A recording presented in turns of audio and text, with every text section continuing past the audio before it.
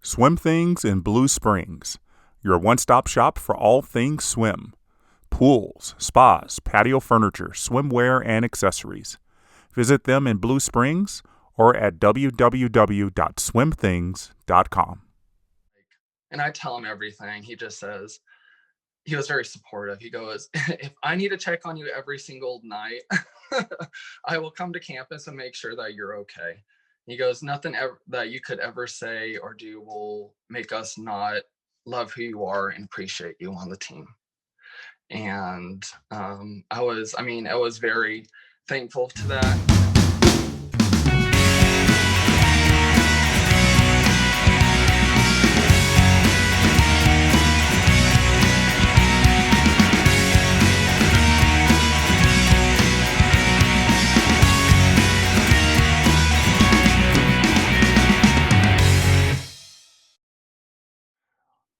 Welcome, everybody, to the show. Molly and I are so happy to have our guests joining us today.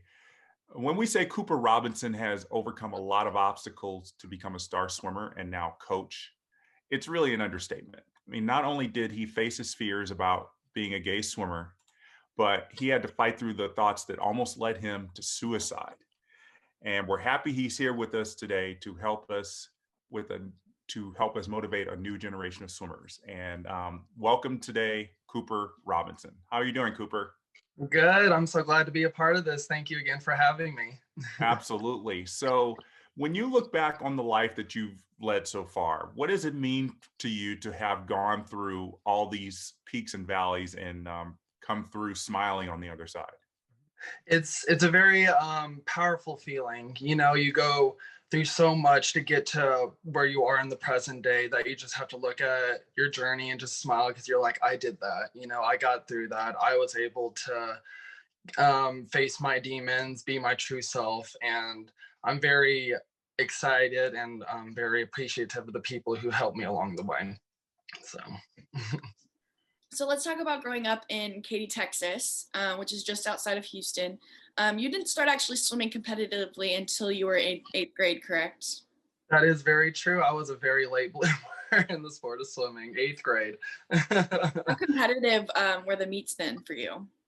I my first year when I joined Teamcutx, I actually didn't really go to a lot of meets. It was just kind of me being forced to go to to practice from my parents. They were like, "You got to do something, Cooper. So let's just throw you into this sport and see what happens," you know. And over time, my coaches were like, "Are you actually gonna do a meet at one point?" We're like, "Okay, we might as well, you know, like see what happens." And so the meets were very competitive. Gulf swimming is a very competitive scene.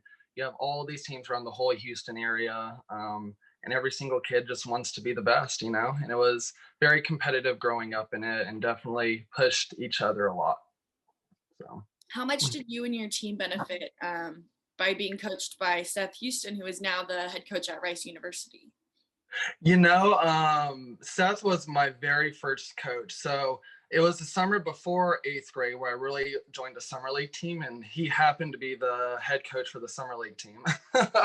And so his children were all in the neighborhood swim team as well. And it was an amazing experience. Seth is one of the most nicest, knowledgeable people I've ever met in my life. It was an honor to be like my first coach, you know. Yeah, that's awesome. And how much of a challenge was it to make your mark as a swimmer growing up in Texas, where football is like the main sport? I guess for me personally, you know, it was I didn't have any expectations going into it when I first started because I wasn't really knowledgeable at the time, you know. But over time, I realized that I had kind of something with it, and you know, like growing up in Katy, Texas, like you mentioned, Molly, football is like the forefront, and then it's basketball and baseball, and swimming really wasn't on a lot of people's minds, and it still kind of isn't. Um, it's one of those sports that flies under the radar until the Olympics come around every 4 years, you know?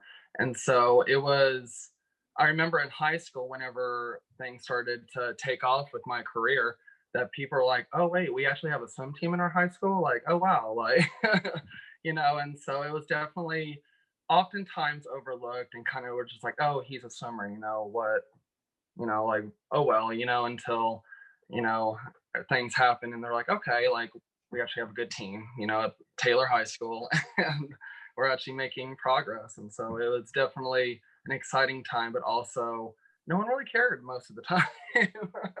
I feel like every swimmer relates to that as well. Yeah, it's really difficult when you're in a town where swimming is not the priority. Right, absolutely. And that's the story of everyone's swim life, right? Pretty much. Yeah. So as we talk to you now, you're a proud out gay man, but like many, you had moments in your life when that wasn't so. So at what age did you start to understand what it meant to be gay and how it might apply to you? So I first heard the term gay when I was in third grade. Before then, I didn't know it was even possible, you know. I remember there was it was in third grade, and there was a negative slur attached to the word. And I remember coming home and I was like, Mom, what's that mean? And, you know, she explained it to me and everything. And at the time, like, I still didn't have any indication about who I was or what I was feeling at the time. And it wasn't until sixth grade where I kind of went through that puberty stage where I was kind of like, oh, you know, like, instead of girls, it's guys, you know. And I wasn't outwardly talking about it because in Katy, Texas, it's a very conservative, or it was at the time, a very conservative area with a lot of religious groups. And so you didn't really talk about it at all, you know. Um, you did, but if you did, there was a lot of people who were like whispering behind your back, starting rumors, saying negative things, very hurtful negative things. And it was a scary time. And I was bullied growing up. When we moved to Katy when I was in third grade, and I was bullied from the time until I entered high school. And that kind of put a pressure on me not to be more open with myself and really not explore that. I was terrified, to be honest. I didn't want people to say anything and risk the bullying getting worse, you know. So I kept it to myself for many, many years. And I didn't open up to anyone until I was in college. So I have Well, I mean, sorry, that's what a lot of people go through. It's what I went through in my high school years. But I was fortunate to never really be bullied. So how do you get over that kind of feeling of knowing that who you are um, is a is an issue for a lot of people that are in your circle around you every day in school? Absolutely. I think for me personally, it got to a point where I was just tired of hiding anymore, because there was always that like deep, dark feeling inside of me, like I can't be my true self or else someone will find out, you know? And it just got to a point where I met my, I became really close to a classmate of mine who was gay, and one of the nicest people I have ever met in my life. And he gave me that safe space to really be open. And I think for me personally, it's just finding that strength at the right time. And everyone's on their own little journey, you know. I mean, there's no set course of when you have to do it. It's just whenever you feel the most empowered and feel when it's the right time.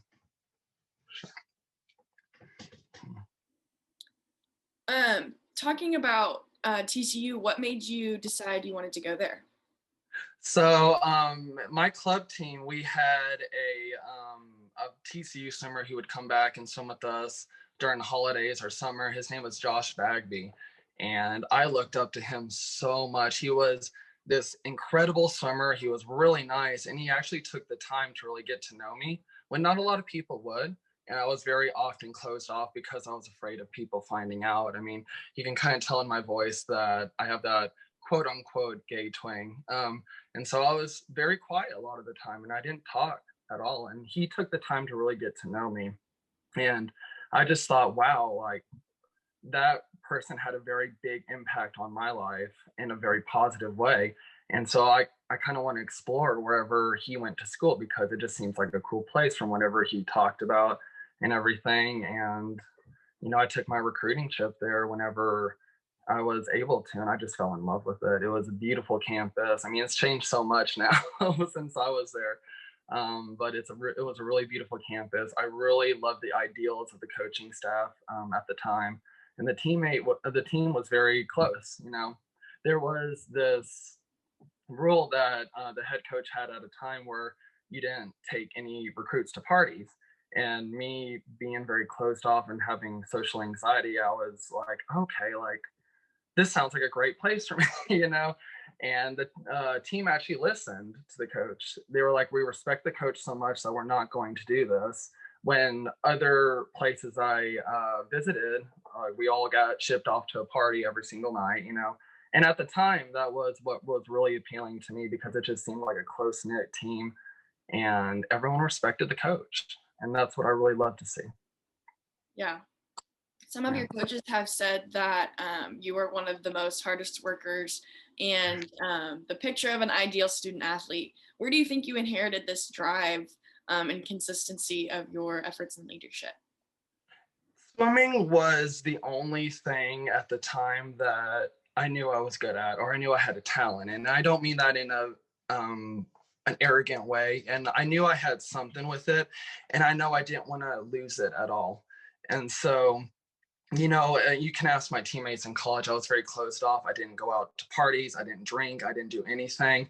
And not that that's an issue if someone wants to do that, I know, because it's college. But for me, I was like, I have an opportunity to excel at this, and I'm not going to waste that opportunity. And I was afraid going out every night and drinking and putting all that stress on my body was going to have a negative impact in swimming. And it definitely can be, you know. And so I had always had that in my mind. And I was like, I'm not going to waste this opportunity because this is something that I love and it's something that I'm good at. And you know, I was already stressing a lot getting through college and academics. So I was like, I have no time to go out. And that was my mentality behind it. I didn't want to let anyone else down because they took a chance on me. And I think that's important for every student athlete to remember. You know, you can have your college fun time, but at the end of the day, you're there on, you know, because someone wants you to swim with them and you don't want to waste that opportunity and be disrespectful to them, you know? Absolutely. So, yeah. And in addition to that, not just being an athlete and not just being a student, I mean, part of every college student's life is figuring out who they are as a person. And, you know, that's hard enough as it is, but added on to the fact that you're still coming to grips with your own sexuality could be very difficult. So how much did the college environment eventually help you continue that conversation you were having with yourself about being gay?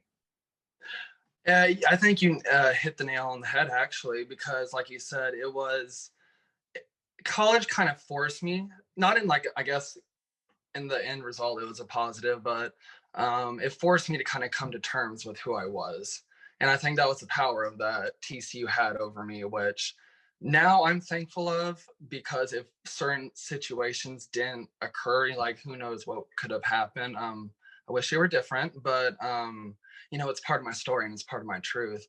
And I think that for me personally, that it definitely, you meet so many people who are from all different walks of life, which I think it's incredibly amazing. And I think seeing someone who can live their truth, whether it's being gay or doing something that they love, definitely is very inspirational to me. And I took that inspiration, and I think that kind of led to me also getting to a point where I was just tired of keeping it a secret, because if someone else could live their truth and be happy, why couldn't I, you know?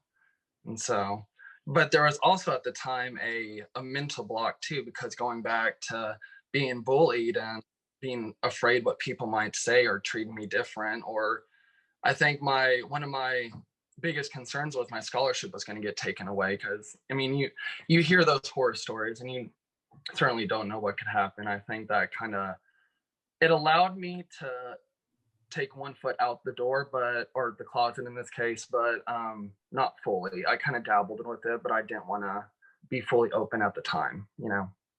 And how did that affect you being around your teammates, and more importantly, how did that affect you in the pool? I was always easily able just to kind of brush it aside, because I had swimming to kind of cling on to, and that was my kind of escape, and it still is. I was able, just if I was having a bad day with struggling with things internally, I could, you know, focus just on the practice and get through that. And then it was homework, and then it was finding other ways to distract myself, you know. And being a student athlete, kind of don't have time for much. And so it was always on the go, and I didn't really allow myself to really process it until I was a junior in college. So Well, one of the things I admire about you is being able to, come out and be very widely accepted among your team. That was something I was never able to do. And I went to school in Texas, not very far from you. So, one thing I think is a little bit different for me is I didn't have that person that you mentioned that you were able to talk to and kind of help you understand who you were.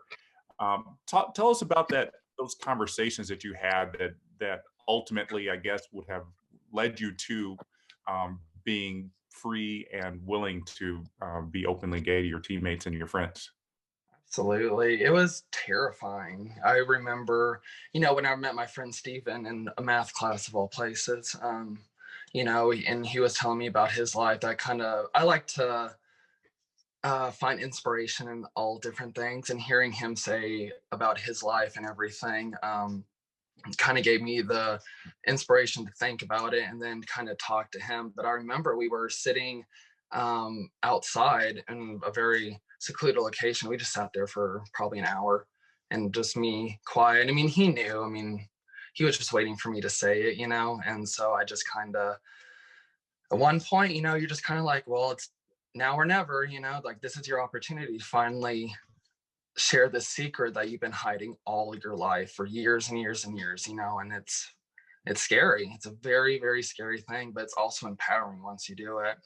And Molly, I'm sorry, I forgot to answer your question earlier about my teammates. My teammates thought that I was very to myself, because I didn't and like I said, I didn't go out, I didn't drink, I didn't party. I hardly socialized because I was afraid that my gay twinning, my voice would like give me away, and so it definitely put a strain on my teammates, because they thought that I was, being like off-putting, when in reality I was just trying to hide who I was because I was so afraid, and so yeah. Going to a school where there hasn't been a Big 12 champion in the history of TCU swimming, how much was that your goal day in and day out while you were training as hard as you could? Here's an interesting thing. So my coach growing up, she coached Ian Crocker all until the point where he went to UT, and she always used to tell me and us, she goes, Cooper and everyone else, he goes, placement doesn't matter unless if you're going to the Olympic goal. She goes, it's winning isn't everything. It's fun to win, but that shouldn't be your goal. Your goal should be bettering yourself each and every time in some way. And I took that aspect, and it was never my intention to win conference. I mean, at the time before I kept thinking it would have been amazing to, and I would love to, but I wanted just to go in there and beat my time and just be proud of who I was, and it was fun leading up to it. I remember I got food poisoning the week and a half before conference, and I was like, it's over. But I always just had that pressure on myself at every single practice to do my absolute best. And if I didn't put that pressure on me, or if I didn't make a good time, or if I didn't feel good in the water, then it was a failure. And I took that failure and I told myself, what can I do the next practice to make it better?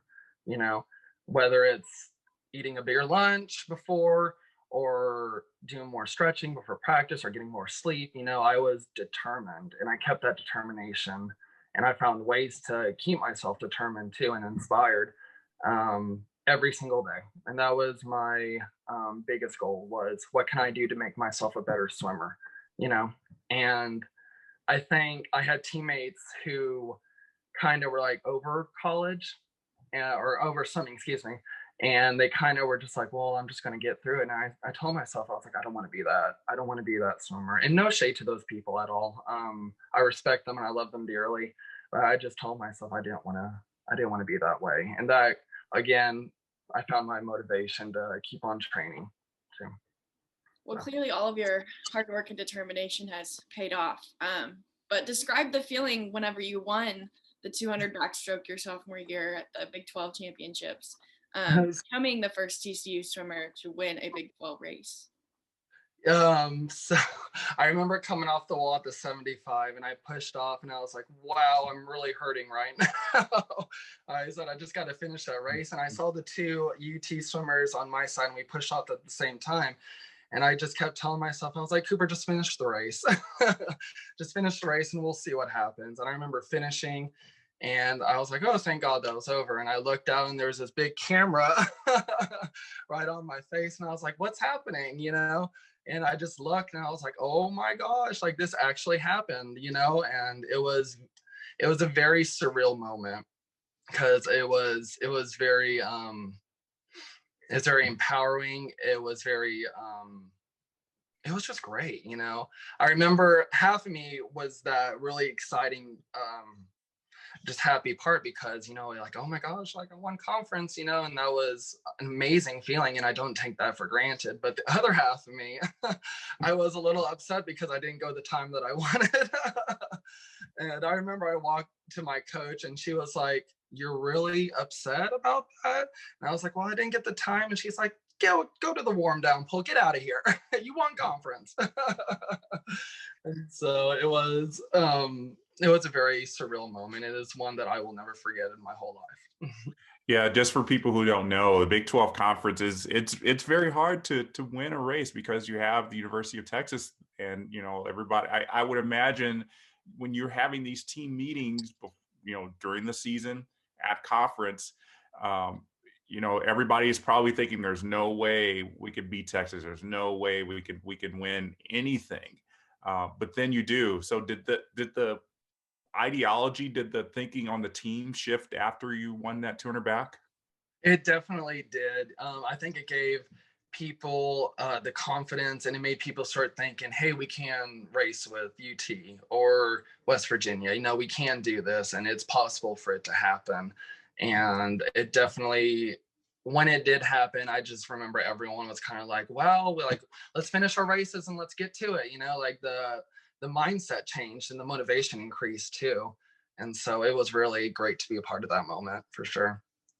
Well, that must have been a very memorable sophomore year. And then, you know, you go to your junior year, I would say probably your most memorable year, probably more for what you did out of the pool, specifically being able to come out to your teammates and your family and your friends.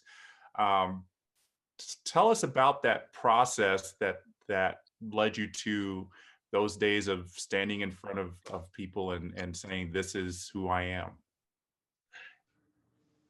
It was a very hard time. You know, at first it started off as something like I mentioned earlier of this is what could be, and I don't know how I'm gonna fully be who I am.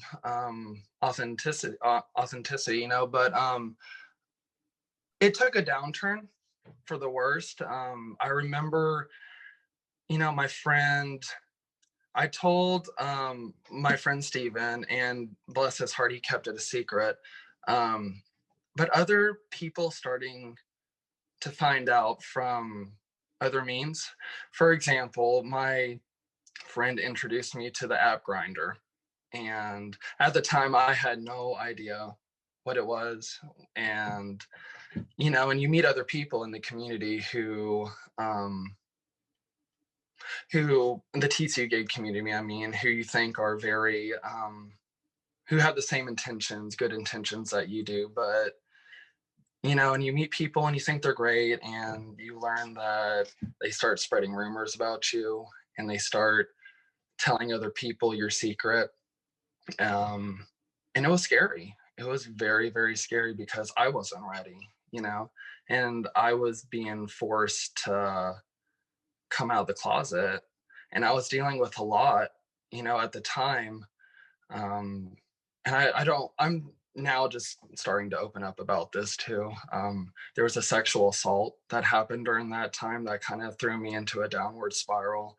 It was the fact that a lot of people were coming up to me and were telling or pointing fingers at me and saying, you're the gay swimmer, you know, or people coming to me and saying like, I heard so and so got with you, and like shared very private information when I wasn't ready to be who I was to the world. And so it definitely forced me to really come to terms with it when I wasn't ready. And there was this one night that I mentioned in my article that I wrote that I was just done. I was done. I didn't want to deal with it anymore. And so I had pills next to my bed. And I remember thinking, I don't have to deal with this anymore. I'm not strong enough to deal with it anymore. It's too many people are forcing me to come to terms when I wasn't ready to let the world know.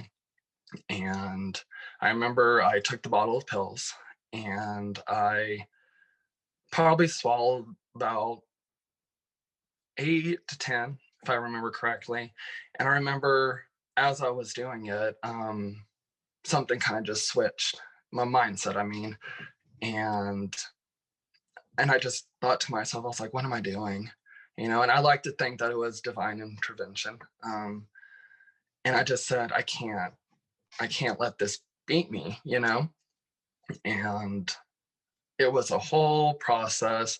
I remember I put the pills down and I was done. I was going to therapy at the time, and thank God for the TCU counseling center, because they have really saved my life and I'll always be forever indebted to them. But I remember the next morning I went to the counselor's office and I told her what happened, and it is standard protocol. Like they have to call your parents, and I was in the counseling office crying and they had my mom on the phone and I had to tell her what was all going on.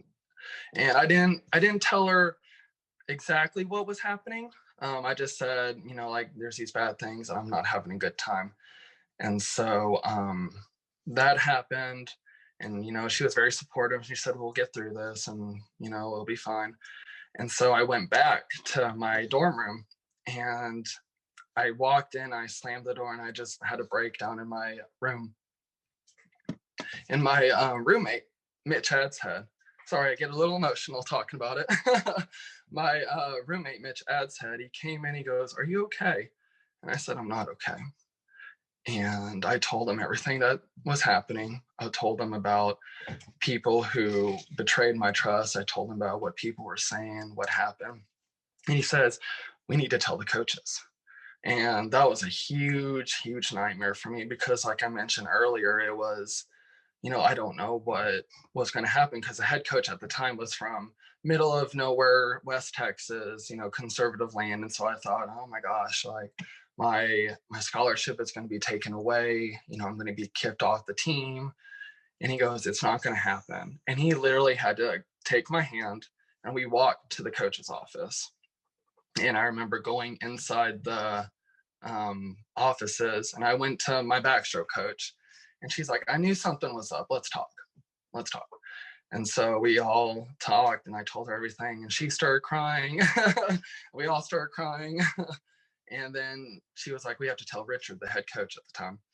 And it was like a huge thing because I was like, here it comes, here it is. Either I'm on the team still or I'm not. And he comes in, he's like all happy-go-lucky.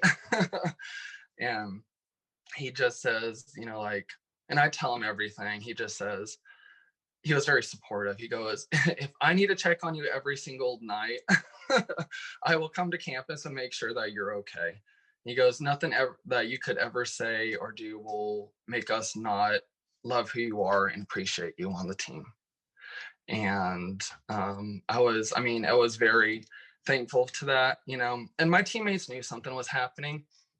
And, whenever that talk happened with the coaches, they were like, why don't you take a couple of days off? And I remember thinking, no, I don't want to.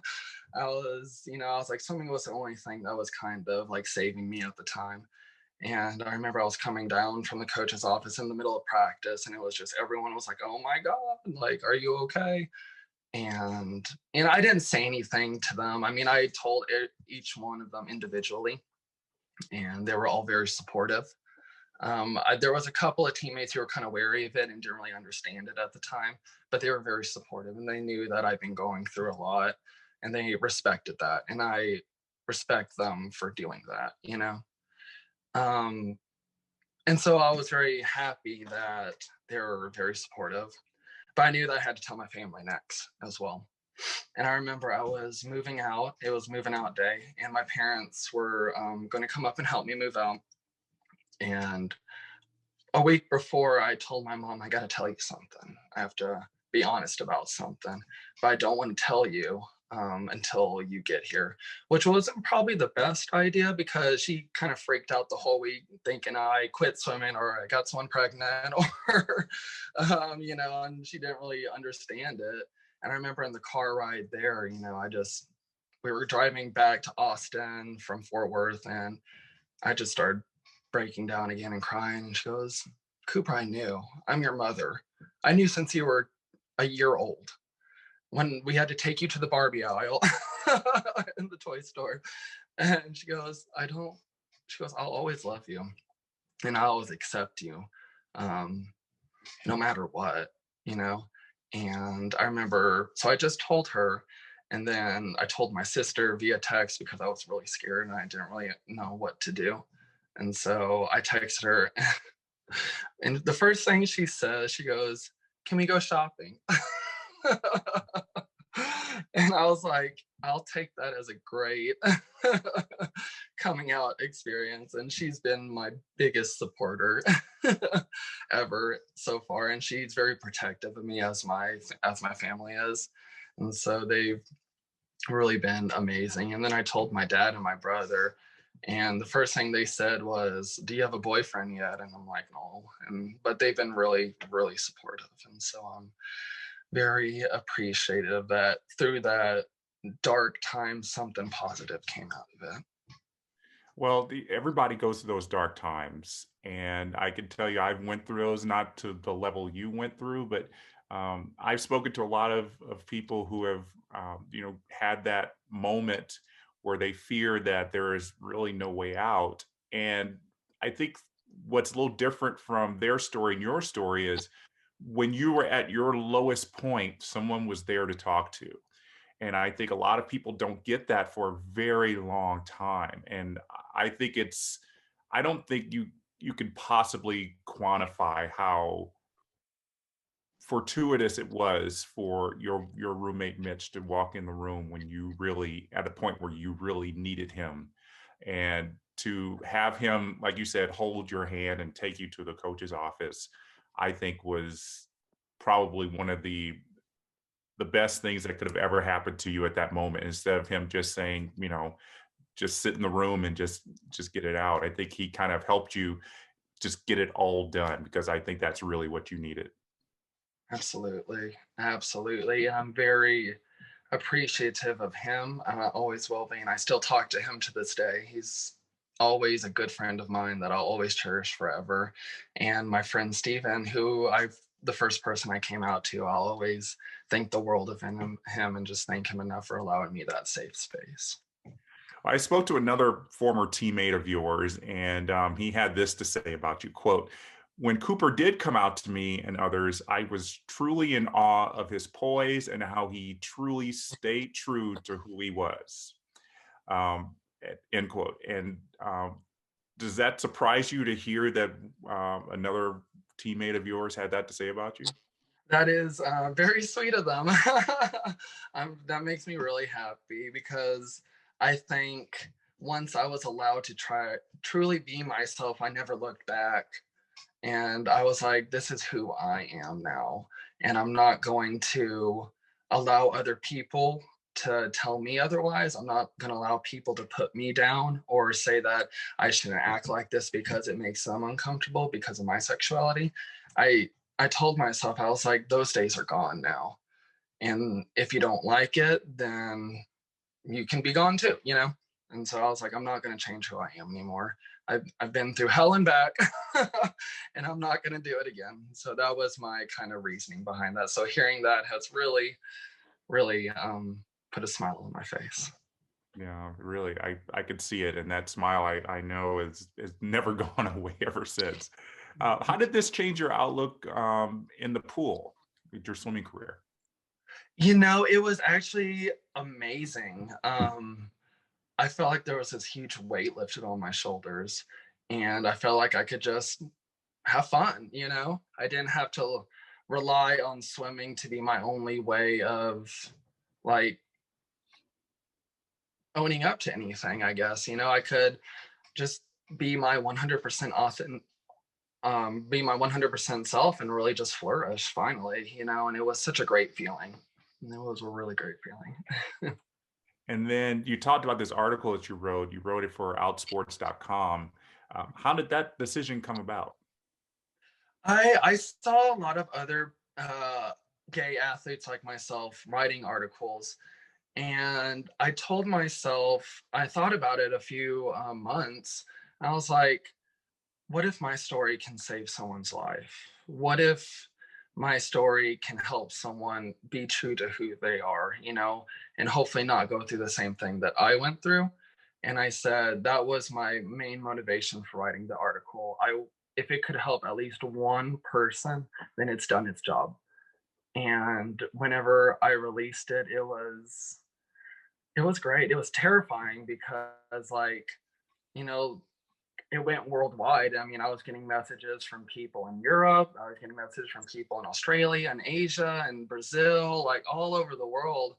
And just to hear that and see those messages really was really amazing.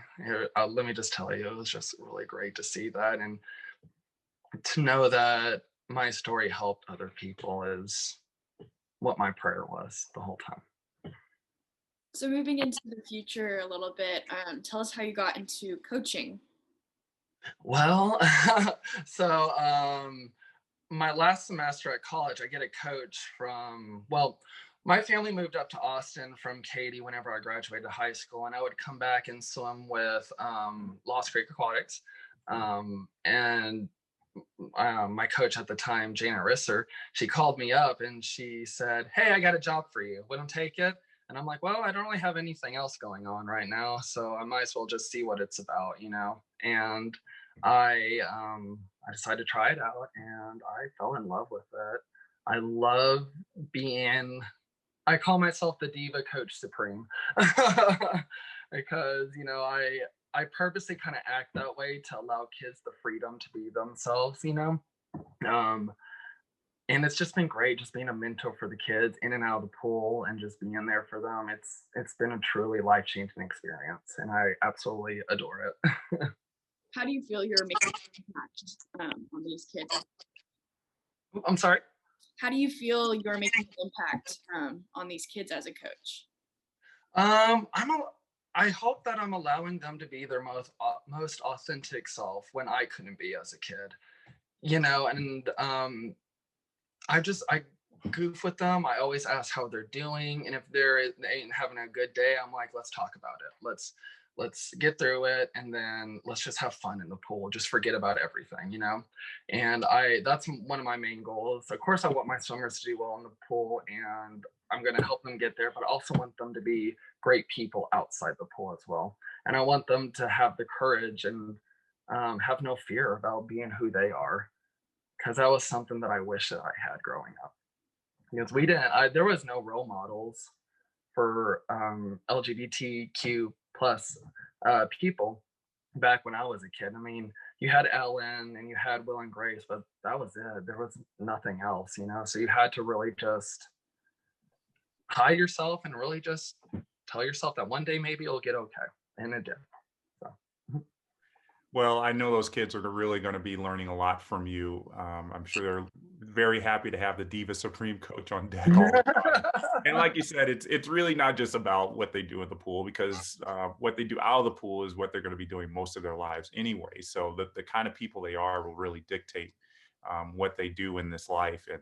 And I think that really holds for you. I mean, the things that you've been able to do since you were at your lowest point really has been a testament to who you are. And I know I speak for Molly when I say that it's just really been great to hear your story and really, I could take a lot from it because like I said, I didn't have the good fortune to have a lot of the opportunities you did in terms of talking to people um, about my sexuality until much later in life. And yes, it's all been very positive since then. But I guess I'm a little bit jealous of you that you were able to do it in college and have that opportunity. But thank you so much for sharing that. And I know it was very difficult to probably to do that, but I think, as you said, there's no looking back, and I think telling your story has helped a lot of people, as you have definitely found out. So thanks for doing it for us again. Thank you so much. I really do appreciate that. And one thing that I find inspiring today is that a lot of younger kids are starting to come out earlier and earlier, and seeing that is just truly incredible. I've had a few high schoolers in the past who just own who they are, and I just thought, wow, that is so amazing and so inspiring, because that's something that I could never do at that age. And just seeing them do that and being who they are, that's very hopeful for the future. Yeah, thank you very much, Cooper, for joining us. Absolutely. Thank you for having me, guys. So just want to let watchers know here, whether you are feeling the struggle of coming to grips with your own sexual orientation, or if you've been bullied, or if you're just feeling like you don't belong, there is a place for you, and there are people out there to help you. And one such outlet is the Trevor Project, which is there to provide crisis intervention for the LGBTQ plus community. And their phone number is 866-488-7386.